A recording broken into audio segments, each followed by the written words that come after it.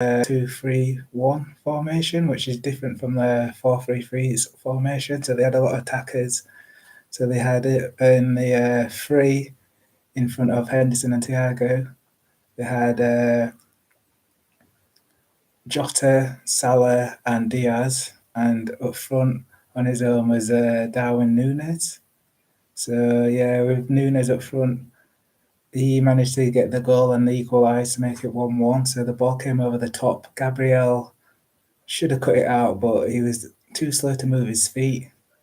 So that once the ball bounced, it just caused Arsenal all sorts of problems and left Saliba with Diaz. Diaz managed to get the ball across through Saliba's legs, and the ball fell to Darwin Núñez, and he managed to slot home to make it 1-1. And then, yeah, again, Arsenal, towards the end of the first half, started to press a bit more, and they managed to get a chance through Martinelli, who was 1v1 with Jordan Henderson, but Trent, for some reason, I don't know why, decided to run across, and he didn't need to do it. Martinelli was being shown down the line by Henderson. Trent vacated his position in the middle. The ball came across from Martinelli, and then on the stretch, Arsenal managed to score through Bukayo Saka to make it 2-1 on the stroke of half time, and it was a big goal. And yeah, Trent came off like at half time. He didn't have the best of games, and I don't know if it was because he sort of went down injured in the middle of the first half, but he managed to play on. So yeah, they tried to make out that it could be because of the injury, but he played on. He was getting done by Martinelli throughout the game, to be honest. And yeah, in the second half, it was just all Arsenal, to be honest. Liverpool scored from the against a run of play, a lovely ball through Jota and Firmino, who came on, managed to slot home. So yeah, he came on for Luis Diaz, and he slotted the ball brilliantly. It was a good goal for Liverpool.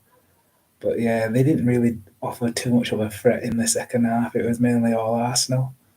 And yeah, and Arsenal managed to get a penalty to make it 3-2. So it was Saka who scored the penalty.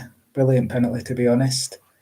He had the penalty against Italy in the Euros. We all know what happened there. But for him to step up, age just 21, and there was a bit of a delay between the penalty and scoring as well. So he managed to slot home through to make it 3-2 to Arsenal. So he slotted it to the Alisson's bottom right-hand corner. He dived the right way, but he wasn't able to get there. It was a really good penalty. And then, yeah, Arsenal deservedly won the game. They're showing to me that they can compete with the big boys now. And I feel like they can challenge as well. I'm not saying they're going to win the league because, yeah, you've got Man City and you've got Haaland. It's a machine, but Arsenal are still up there. They're at the top of the league, so they just got to keep going and try to take it one game at a time. So they go on up to Ellen Road at the weekend to face Leeds United, which will be a good test for them. And then at the following weekend, well, next weekend, I mean, Liverpool face Man City, which is going to be a big game and a tough ask because down that right-hand side, they've got massive problems. Like, you had Trent, who not the best defensively, and then Joe Gomez came on in the second half today against Arsenal, and yeah, he's not the best either defensively. He's a makeshift right back who normally plays centre back, but we all saw what happened against Napoli. He was all over the place, so it's going to be difficult for them to find a adequate player to fill that slot against Man City because yeah, they're going to cause them a lot of problems. I can see that happening next week. It's going to be difficult. And at the minute, Klopp doesn't know his best formation, his best 11. And football's meant to be a simple game as well, so it's just going to be quite confusing for the players as well to be playing different formations all the time. So, and also different personnel. But a plus for Liverpool is Kanate came back and he's been out, so he was really good last season. I think today might be the first time he's actually lost a Premier League game, to be honest. So they'll be boosted by him, but Yeah, they just seem to lack that press there, that identity that you associate with a Jurgen Klopp team.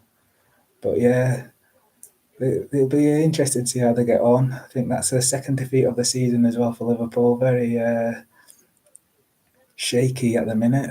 I think they're just in transition, but they've still got good players, and they're still like Arsenal now at times that they are a good team. And yeah, it's not as if they're rubbish, but they've just dropped it off from the high standards that they've kept that they've set for the last 4 years, 4 or 5 years. So yeah, it's one of them. Arsenal are on the up. Got a vibrant team, very young team, and they got like a winner in Gabriel Jesus leading the line as well, and he's raising the levels as well of the rest of his team. But I feel like one of the weaknesses Arsenal have is not Gabriel Jesus, but Gabriel at the centre back, because Saliba's their best defender. But a lot of the goals you see, the mistakes tend to come from Gabriel, and I just feel like if he had a centre back partnership with Saliba, someone who could partner him who's on that level as Saliba, then they could win the league potentially. Like they're not that far off it. They've got some good players, very good first 11. The bench may need strengthening as well going forward, but yeah, they're on the up. So yeah, that was it for today. I think I may have missed up a bit of the live stream. Might have just come off at the beginning, so apologies for that. But thank you for watching.